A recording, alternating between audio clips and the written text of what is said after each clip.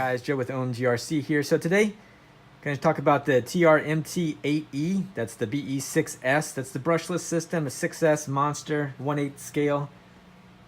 Let's talk about that. All right, guys. So I'm going to give you just a quick overview of my experience, pass on my little bit of information, knowledge to you guys as far as if you do decide to go with the vehicle, what you kind of want to do. When it comes to the body, body seems to be very, very rugged. Other than the fact that where the shock posts are and how the body, I guess if it's landing that way, you probably want to raise the actual body's towers, as far as the body post up a little bit. They're just in there with a body clip, so you can just take them out and adjust them as needed. So you probably don't have this problem. So what I'll probably do is put a little bit of tape that's there as well. Maybe some other little spots that you can tell that they're kind of worn spots. So, things to kind of look for as of now. Maybe you guys can kind of examine that a little bit. Like I said, I don't want to make it quick. I want to make it quick as far as the video goes, so that way you guys can see a little bit of the running video of it, and I'm not rambling on. Shocks, again, those were something that were replaced by Redcat because the other ones were leaking. I showed you a video also of how to undo the shock caps because they were really on there. I think someone put some kind of Loctite or something like that on there from factory. Anyway, so those have been resolved.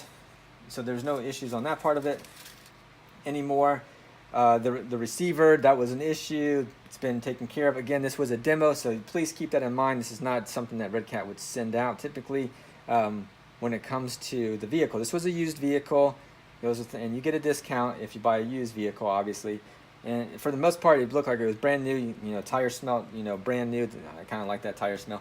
Anyway, so it was pretty much a new vehicle. There was no dirt or anything like that in it. It just had some issues for whatever reason. I don't know.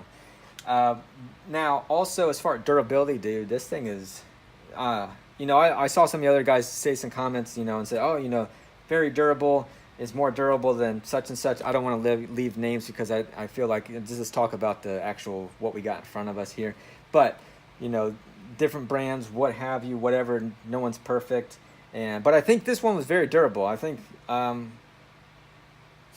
it definitely gives it the 2 thumbs up on durability because I definitely put it through a little bit as far as, like I said, you'll see in the videos there. This thing landing, and yeah, it got kind of beat up a little bit. But with that being said, nothing broke.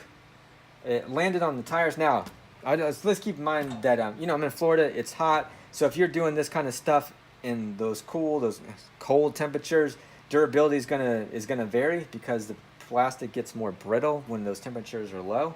So that's just that. Motor temps on it, I didn't bring my temp gun, but it was very hot, so I recommend getting a fan on it. But I did have a little bit of an issue. Now, when you're running in the grass and everything like that, you got more resistance, therefore you're gonna build up more heat on the motor. Anyhow, it's gonna have to work a little bit harder than it would be on a smooth surface.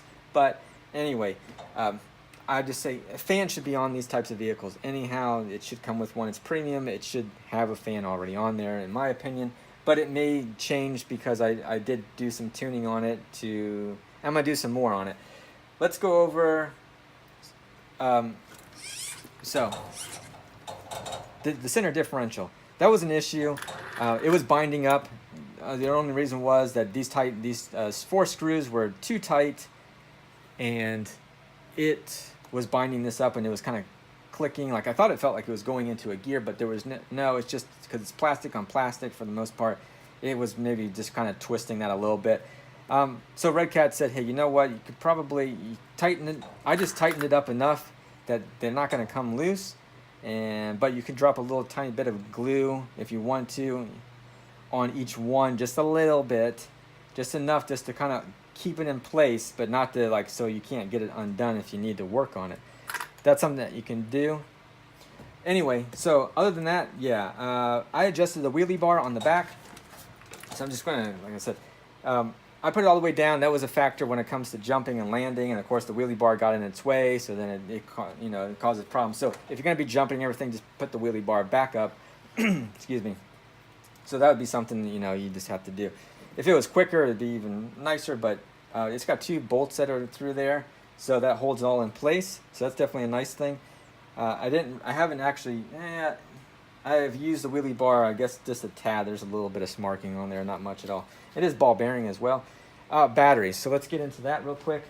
because everybody wants to know, I think, and it's not like on the top of your head when you're purchasing a vehicle, but you know, as far as what batteries might fit in there, I have these two batteries here. They're both 5,000 milliamps, but they vary as far as their thickness when it comes to the battery. So just kind of give you a heads up. That little bit of clearance does play a factor, and I'll show you that right now. So, you know, this did have the little cap that, you know, as far as the cover's over, you don't need the cover. You just need the Velcro strap that holds it in there perfectly fine.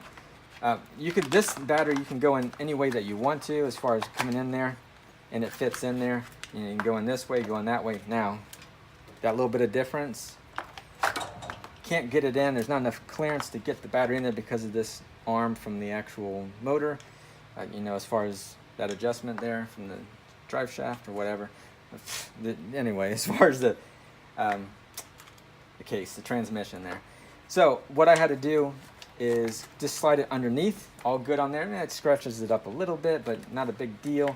There's still a little bit of clearance, and it fits in there. So if you're looking for a battery, even if you say, oh, well, that battery looked to be a little bit bigger, I don't know. You can see like it got a little marked up there. Not a big deal. These are 5,000. I haven't run, I'm sorry, these are 5,000. These are 50C, you know, discharge. So there's definitely going to be more juice in this one when it comes over the 45, and I think, so I've only run the power plants through it. So we'll see how these Gens Ace do. These are pretty much brand new. I've only run them through another vehicle for a short little bit of time. Anyway, going through all that, I think, like I said, durability is perfectly fine on there.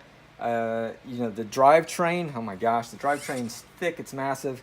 As far as the actual CVDs, they're actually larger than the X-Max 6S. I don't have the 8S CVDs to kind of compare that, but by far they're bigger on this vehicle than they are on the X-Max. And we know the X-Max is, you know, it's been out there for a while. So is this vehicle. This one's, I think, has been out there even longer. But it definitely has, the drivetrain is definitely beefy. So, and then, you know, again, it's mod 1 gear, so everything's beefy on there. You know, you got your aluminum transmission and everything like that. So aluminum where it should be. I think that's good on that part of it.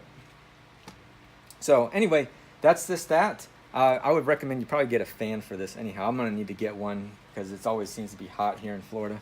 So other than that, I'll show you those clips now. But I definitely appreciate you guys always watching and leaving those comments. So definitely like, comment, and subscribe.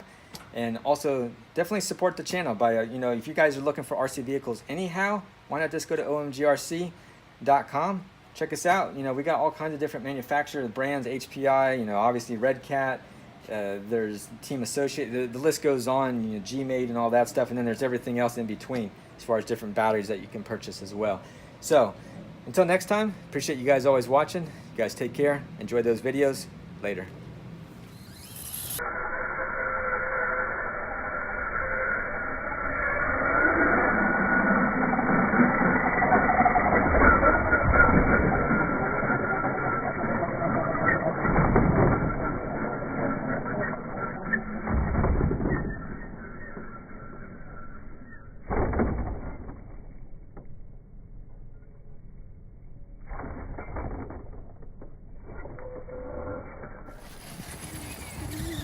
Welcome back to OMGRC. Today we will be jumping. You gotta look at